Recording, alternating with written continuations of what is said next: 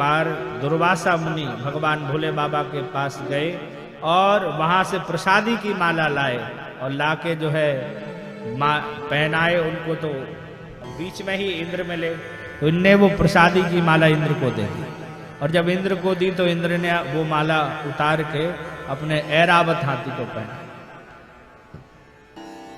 ऐरावत हाथी ने वो ली माला और माला लेके अपने पैर में कुचल दी। जब ये देखा तो दुर्वासा तो वैसे ही क्रोध की मूर्ति है, कहने लगे जाओ तुम जो है श्री से हीन हो जाओ। अब इधर बड़े परेशान भगवान नारायण के पास आए तो नारायण ने कहा कि तुम्हारी जो श्री है वो समुद्र में चली गई है, अब समुद्र मंथन होवे तभी तुम्हारी लक्ष्मी तुम्हें पुनः प्राप्ति होगी। कहा अकेले तो कर नहीं पाओगे, कहा दैत्यों का सहारा लेना। अरणोपि संध्यानम सतिकार गौरवम औषमे दिव्याया हत्वस्य पत्नी गते। कहा कि शत्रुओं का भी कभी कभी साथ लेना चाहिए। और जैसे वो सिंह आपने देखा होगा ची ची ची बोलता है, आप लोगों ने एक कहानी सुनी होगी, ची ची ची मुझे छोड़ दो मैं तुम्हारे काम आऊंगा। तो उसने सोचा ये नन्हा सा बच्चा मेरे क्या काम आएगा, तो फिर वो काम में आया था ना जब वो शिकारी ने पकड़ा तो जाल उसका काटा था। तो कभी कभी इतना सा चूहा भी काम आ जाता है। कहा कि ये समुद्र मंथन ऐसे ही होगा और ये सब बात इनको जम गई और देवताओं ने कहा देखो हम सगे भाई हैं, माता अलग है तो क्या हुआ, पिताजी तो एक ही, हमें क्या करना चाहिए। कहा हम समुद्र मंथन कर लेते हैं और उससे जो अमृत निकलेगा उस अमृत को सब पान कर लेगा और जब सब पान कर लेंगे तो लड़ेंगे खूब, मरेगा कोई नहीं।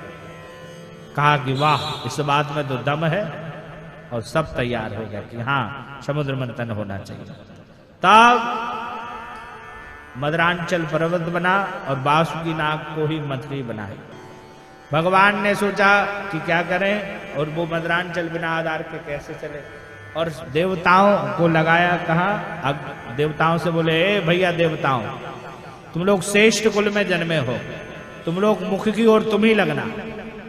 राक्षस कहने लगे भैया समुद्र मंथन हो गए या बिल्कुल ना हो गए, उस अमंगल वेश में पुच्छ वेश में हम नहीं लगेंगे, आगे लगेंगे तो हम ही लगेंगे। नारायण कहने लगे भैया ठीक है तुम आगे लग जाओ तुम पीछे लग जाओ। भगवान यही चाहते थे कि अगर देवता अग्रभाग में लगेंगे तो जहर जब निकलेगा तो उससे कमजोर होंगे, तो वो लग गए। भगवान जो चाहें जो करना चाहें कराना चाहें वही होता है। और इधर पीछे लग गए देवता। अब एक रूप में भगवान भी सबके साथ और इधर उधर पर्वत जा रहा था तो कच्छप रूप में नीचे उसका आधार बनाए। बोल कच्छप भगवान की। और समुद्र मंथन होने लगा। समुद्र मंथन हुआ तो सबसे पहले हलाहल विष निकला। विष निकला तो सारी प्रगति संतप्त होने लगी। तब भगवान भोलेनाथ की शरण में गए। आज भी जो लोग हमें यूट्यूब फेसबुक की लाइव सुन रहे हैं, इस श्लोक का अगर आप श्रवण करें रोज पढ़ें तो ये कोरोना काल रूपी जो जहर है भगवान महाकाल ऐसा लगता है अवश्य बचाएंगे। देव देव महादेव भूतात्मन भूत भावना त्राहिना शरणं प्रपन्न त्रैलोक्य दहनो विषाद। भोलेनाथ रक्षा करिए रक्षा करिए। भोलेनाथ के पास पहुंचे देवता सारे और इधर पार्वती बाजू में थी।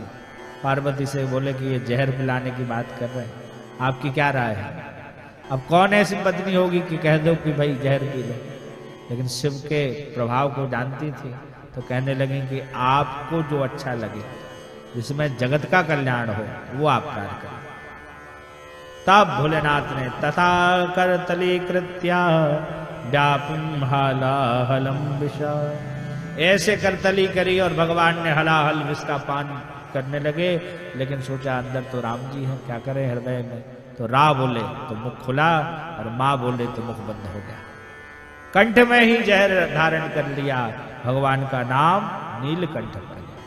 नाम प्रभाव जान शिवनी को कालकूट फल दीन अमी को।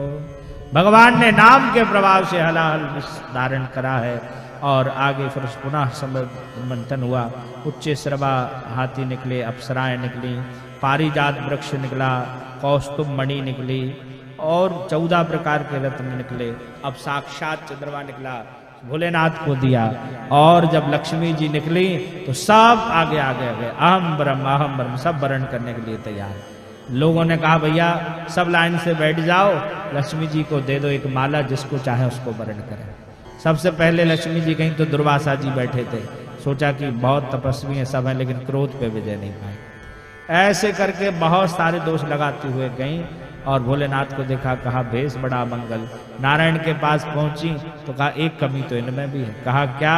कहा कि जैसे टुकुर टुकुर सब हमें देख रहे हैं, ऐसे ये नहीं देख रहे। कहा कि ये तो लेकिन अवगुण नहीं है, ये तो एक गुण ही है।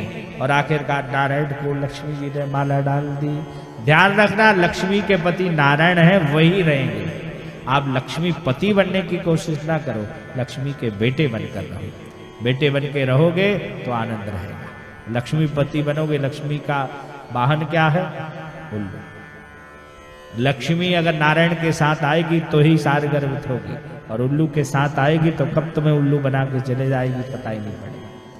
फिर समुद्र मंथन हुआ और अब की बार साक्षात धन्वंतरी भगवान दिव्य अमृत का कलश लेकर प्रकट हुए। और जैसे ही अमृत का कलश निकला तो सारे देवता भाग के अमृत का कलश आया, अमृत का कलश आया। राक्षसों ने मार झपट्टा अमृत का कलश लेके भाग गए। देवता लोग कहने लगे प्रभु अब हमारा क्या होगा, ये तो अमृत लेके भाग गए। देवताओं ने कहा चिंता न करो, हमारे जो अधीन रहता है उसके गए हुए पदार्थ भी उसको पुनः मिल जाता है। फिर क्या था, भगवान ने मोहिनी रूप धारण किया और ये लोग आपस में ही लड़ रहे थे कि अहम पूर्वम, हम पहले पिएंगे, हम पहले पिएंगे। इनको देखा तो कहा कि आप कौन हैं? कहा हम कश्यप के बेटे हैं। कहा किसकी चीज के लिए लड़ाई हो रही? कहा कि हमने और हमारे भाई हैं देवता, हम लोगों ने समुद्र मंथन किया, लेकिन अब हम लोग ये निर्णय नहीं ले पा रहे कि पहले कौन पिएगा। कहा कि आप हमें समझदार नजर आ रही हो, आप ही सबको अमृत पान कराओ। तो मोहिनी ने कहा कि अरे देखो इसके ऊपर जो पतला पतला है तुम्हारे ही भाई हैं, वो माता अलग हैं तो क्या हुआ, पिता तो एक है। उनको भी ये पतला पतला उनको पिला दो अमृत, और गाढ़ा गाढ़ा आप पी लेना। सारे राक्षस बोले जो तुम्हें श्रेष्ठ लगे वो तुम कार्य करो। फिर क्या था, एक तरफ देवता और एक तरफ राक्षस। भगवान यहाँ जाएं तो अमृत देवताओं के पास, और यहाँ जाएं तो वारुणी। और इस तरह से भगवान करें। एक सुरबाहुन नाम का राक्षस, इसको पता पड़ा कि गड़बड़ हो रही है, तो ये देवताओं के यहाँ आके बैठ गए। लेकिन भगवान पंक्ति भेद कैसे करते, क्योंकि पंक्ति भेद करना बड़ा पाप है। तो भगवान ने उसको भी अमृत पिलाया। सूर्य और चंद्र ने बताया कि महाराज ये अपने पक्ष का नहीं है। अमृत कंठ से नीचे उतर गया था और भगवान ने तुरंत मोहिनी रूप त्यागा और सुदर्शन चक्रधारी नारायण के रूप में परिणत हुए, और चक्र से उसका सिर गर्दन अलग करी और धड़ अलग। ऊपर का भाग राहु बना, नीचे का भाग केतु। ऐसे समुद्र मंथन भया। आप देवताओं ने तो अमृत पान कर लिया था, सब डकारे मारने लगे और डकारे मारे और देवास संग्राम होगा। देवासुर संग्राम अति दारुणा, बहुत खतरनाक युद्ध हुआ देवासुर। और फिर क्या था, सारे राक्षस मारे गए। लेकिन मृत संजीवनी विद्या से शुक्राचार्य जी ने पुनः राजा बलि को जीवित कर दिया और बलि से कहे बलि तुम अगर चाहते हो कि देवताओं के यहाँ तुम्हारी सत्ता हो, स्वर्ग में तुम्हारी सत्ता हो, तो तुम सतकेतु बन जाओ। अगर तुम 100 यज्ञ कर लोगे तो निश्चित मानो तुम्हें राजपद मिलेगा। एक के बाद एक यमुना नर्मदा जी के किनारे यज्ञ करने लगे।